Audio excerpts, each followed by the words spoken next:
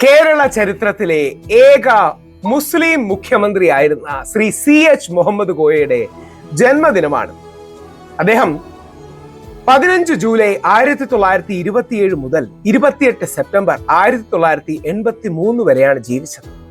ആ മഹാനായ ജീവിതത്തിന്റെ മഹത്വം എന്ന് പറയുന്നത് BJP നേതാക്കൾ പോലും, പ്രത്യേകിച്ച് ശ്രീ KG മാരാർ എന്ന് പറയുന്ന തലയെടുപ്പുള്ള BJP നേതാവ് CH മുഹമ്മദ് കോയയെ വിളിച്ചത് C Christian, H Hindu, M Muslim Koya എന്നാണ്. ക്രിസ്ത്യൻ, ഹിന്ദു, മുസ്ലിം കോയ എന്നാണ്. മതസൗഹാർദ്ദത്തിന്, ജനങ്ങളെ ഒരുമിച്ച് നിർത്തിയതിന് എതിർപക്ഷത്തുള്ളവരുടെയും എല്ലാ പക്ഷത്തുള്ളവരുടെയും ഒരുപാട് ആശംസകളും അനുഗ്രഹങ്ങളും ഏറ്റുവാങ്ങിയ ഒരു വ്യക്തിയായിരുന്നു ശ്രീ CH മുഹമ്മദ് കോയ. ശ്രീകൃഷ്ണ ജയന്തി യഥാർത്ഥത്തിൽ കേരളത്തിൽ പൊതു അവധിയാക്കിയത് ശ്രീ CH മുഹമ്മദ് കോയയാണ്. അത് ഹിന്ദു മനസ്സിനെ വളരെയധികം സ്വാധീനിച്ചു എന്ന് ശ്രീ ശശി തരൂർ മാതൃഭൂമി ദിനപത്രത്തിൽ എഴുതിയ അദ്ദേഹത്തിന്റെ ലേഖനത്തിൽ ചൂണ്ടിക്കാട്ടും. CH മുഹമ്മദ് കോയയുടെ ചെറിയങ്കണ്ടി മുഹമ്മദ് കോയ എന്ന് പറയുന്ന നമ്മുടെ മുനീർ സാഹിബിന്റെ പിതാവ്, മുനീർ സാഹിബ് എന്ന് പറഞ്ഞായിരിക്കും ആധുനിക തലമുറയിൽ ഒരുപാട് പേർ ഏറ്റവും ആദരിക്കുന്ന ഒരു മതസൗഹാർദ്ദവാദിയും സാംസ്കാരിക പ്രവർത്തകനും മന്ത്രിയും ഒക്കെ ആയിരുന്ന ഒരു വ്യക്തിയാണ്. മുനീർ സാഹിബിന്റെ പിതാവായ കേരളത്തെ കണ്ട ഏറ്റവും പ്രഗത്ഭനായ മുഖ്യമന്ത്രിമാരിൽ ഒരാളായ ശ്രീ CH മുഹമ്മദ് കോയ, അദ്ദേഹത്തെക്കുറിച്ച് ശശി തരൂർ സാർ എഴുതിയ ഒരു ആർട്ടിക്കിളാണ് ഇതിന്റെ ആസ്പദം. ശ്രീ CH മുഹമ്മദ് കോയ ആധുനിക കേരളത്തിന്റെ ശില്പികളിൽ ഒരാൾ. കേരളം ഗുരുതര പ്രശ്നങ്ങൾ അഭിമുഖീകരിക്കുന്ന സാഹചര്യത്തിൽ ഭരണ നിർവഹണത്തിനോടുള്ള CHന്റെ സമീപനം മികച്ച മാതൃകയാണെന്ന് ശശി തരൂർ സാർ സൂചിപ്പിക്കുന്നു.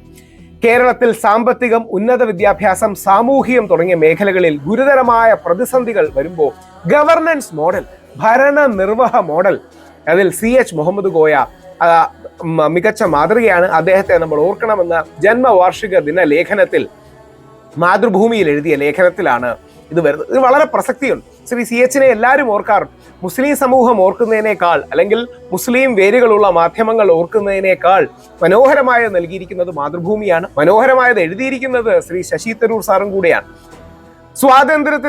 സ്വാതന്ത്ര്യാനന്തരം കേരളത്തിലെ മുസ്ലിം സമുദായത്തെ ഒന്നിപ്പിക്കുന്നതിൽ, ശാക്തീകരിക്കുന്നതിൽ ഏറ്റവും പ്രധാനപ്പെട്ട പങ്ക് വഹിച്ച വ്യക്തിയായിരുന്നു ശ്രീ CH മുഹമ്മദ് കോയ. അദ്ദേഹം നേതൃത്വം കൊടുത്ത സാമൂഹിക നീതിയിൽ അടിസ്ഥിതമായ രാഷ്ട്രീയ പ്രസ്ഥാനം സാമുദായികമായിരുന്നു, വർഗീയമായിരുന്നില്ല. കമ്മ്യൂണിറ്റി ബേസ്ഡ് ആയിരുന്നു, കമ്മ്യൂണൽ ആയിരുന്നില്ല. ഈ വ്യത്യാസമാണ് പലർക്കും മനസ്സിലാകാത്തത്. പല ഹിന്ദുത്വവാദികൾക്കും, പല ഇസ്ലാമിസ്റ്റുകൾക്കും, പല കമ്മ്യൂണിസ്റ്റുകാർക്കും മനസ്സിലാവാത്തതാണ്.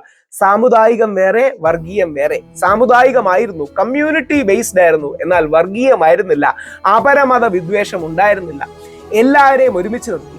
മലബാറിൽ ധാരാളം എലിമെന്ററി സ്കൂളുകളും ഹൈസ്കൂളുകളും സ്ഥാപിച്ചുകൊണ്ട് കുട്ടികളുടെ പഠന സാധ്യത ഡ്രമാറ്റിക്കായി, നാടകീയമായി വികസിപ്പിച്ചെടുക്കാൻ നമ്മുടെ CH മുഹമ്മദ് കോയ അദ്ദേഹത്തിന് കഴിഞ്ഞു. പ്രത്യേകിച്ച് പിന്നോക്ക വിഭാഗങ്ങൾ, മതന്യൂനപക്ഷങ്ങളുടെ കാര്യത്തിൽ, അവരുടെ വിദ്യാഭ്യാസത്തിന്റെ കാര്യത്തിൽ വലിയൊരു കുതിച്ചുചാട്ടം നടത്തി. മാൻഡേറ്ററി ആയിട്ടുള്ള, എല്ലാവരും പഠിച്ചിരിക്കണമെന്ന നിർബന്ധിത വിദ്യാഭ്യാസം 10ാം തരം വരെ, 10ാം ക്ലാസ് വരെ വ്യാപിപ്പിച്ചു. സ്വകാര്യ കോളേജുകളിൽ SC/ST വിദ്യാർത്ഥികൾക്ക് ആദ്യമായി സംവരണം ഏർപ്പെടുത്തിയതും അത് കർശനമായി നടപ്പാക്കുകയും ചെയ്തു. കോളേജ് വിദ്യാഭ്യാസം പ്രാപ്യമല്ലായിരുന്ന ഒരുപാട് കുട്ടികൾക്ക് മുമ്പിൽ കലാലയങ്ങളുടെ വാതായനങ്ങൾ തുറന്നിടുന്നതിന് അദ്ദേഹം ഒരുപാട് കോളേജുകൾ സ്ഥാപിച്ചു. മലബാറിലെ ആദ്യ സർവകലാശാലയായ കാലിക്കറ്റ് സർവകലാശാല, കൊച്ചി ശാസ്ത്ര സാങ്കേതിക സർവകലാശാല, ക്യുസാറ്റ് അദ്ദേഹത്തിന്റെ കോൺട്രിബ്യൂഷനിൽ പ്രാധാന്യമുള്ളതാണ്. ജന്മിത്വം അവസാനിപ്പിച്ച് കർഷകർക്ക് കൃഷിഭൂമി ലഭ്യമാക്കുന്നതിനുള്ള കമ്മ്യൂണിസ്റ്റുകാരുടെ ഭൂപരിഷ്കരണ നടപടികളെ പ്രത്യയശാസ്ത്രപരമായ ഭിന്നതകൾക്ക് അതീതമായി അദ്ദേഹം പിന്തുണയ്ക്കുകയും എല്ലാവർക്കും ഭൂമി കിട്ടുന്ന നിലയിലേക്ക് എത്തുകയും ചെയ്തു. അദ്ദേഹത്തിന്റെ ഉഭയകക്ഷിത്വത്തിന്റെ ഏറ്റവും പ്രധാന ഉദാഹരണമാണ് ശ്രീകൃഷ്ണ ജയന്തി പൊതു അവധിയായി പ്രഖ്യാപിച്ചത്. സംസ്ഥാനത്തെ ഹിന്ദു ജനസാമാന്യത്തിനിടയിൽ ആഴത്തിൽ പ്രതിധ്വനിച്ച തീരുമാനമായിരുന്നു അത്.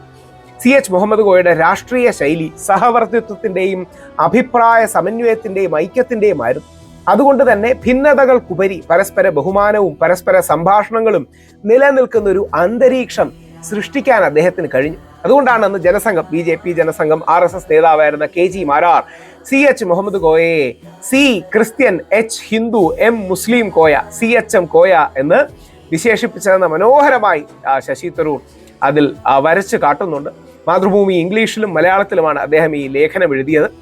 അദ്ദേഹത്തിന്റെ 98ാം ശ്രീ CH മുഹമ്മദ് കോയയുടെ 98ാം ജന്മവാർഷികമാണ് നമ്മൾ ആഘോഷിക്കുന്നത്.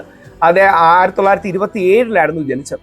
ചില ആൾക്കാരുടെ ജീവിതം കൊണ്ട്, ജന്മം കൊണ്ട് ആ നാട് പുണ്യമാകുന്നു, ആ നാട് നന്മയുള്ളതാകുന്നു, ആ നാട് മുമ്പോട്ട് പോകുന്നതാകുന്നു. അതാണ് ശ്രീ സി എച്ച് മുഹമ്മദ് കോയ. ഇദ്ദേഹത്തിന് വളരെ പ്രശസ്തമായ ഒരു പ്രസംഗമുണ്ട്.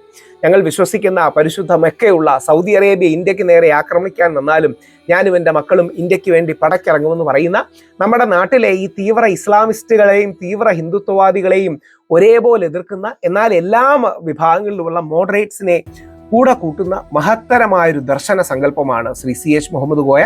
ആ സി എച്ച് മുഹമ്മദ് കോയയുടെ അദ്ദേഹത്തെ ഓർക്കാനും അദ്ദേഹത്തിൻ്റെ കുടുംബത്തെ ഓർക്കാനും അദ്ദേഹം മുസ്ലിം സമുദായത്തിനും കേരള സമൂഹത്തിനും നമ്മുടെ ഒരുമയുടെ സംസ്കാരത്തിനും ചെയ്ത മഹത്തരമായ കാര്യങ്ങൾ സ്മരിക്കാനുമുള്ള ഏറ്റവും മികച്ച അവസരമാണ്. അത് ശ്രീ ശശി തരൂർ മാതൃഭൂമിയും അഭിനന്ദനം അർഹിക്കുന്നു. അത്രമാത്രം മികച്ച രീതിയിലാണ് രാഷ്ട്രീയങ്ങളെല്ലാം മാറ്റിവെച്ചാൽ, രാഷ്ട്രീയ ധാര മാറ്റിവെച്ചാൽ, അല്ലെങ്കിൽ കക്ഷി രാഷ്ട്രീയമോ പെറ്റി പൊളിറ്റിക്സോ മാറ്റിവെച്ചാൽ സി എച്ചിനെ ഓർക്കാനും സി എച്ചിന്റെ മാതൃകയിൽ, സമാനമായ മാതൃകയിലാണ് ലീഡർ കരുണാകരൻ സാറും ഈ മതസൗഹാർദ്ദ മുന്നണി ഉണ്ടാക്കുന്നത്.